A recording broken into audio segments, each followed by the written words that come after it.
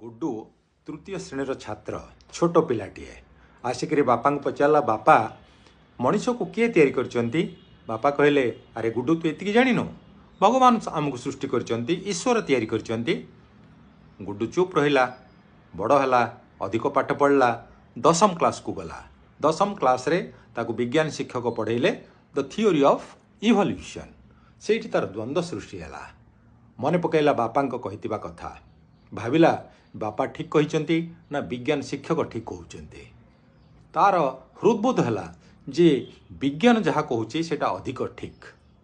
सेठी से भाविला पचारिबो कि जाई बापा को जे बापा तमे मते मिछ कथा कहीं कहल तमे तो कहि परिथांत जे देख गुड्डू शास्त्र या कहूँ विज्ञान या कहूँ किंतु कोटा सत बा अधिक सत जानिबा पई तू अधिक अनुसंधान कर।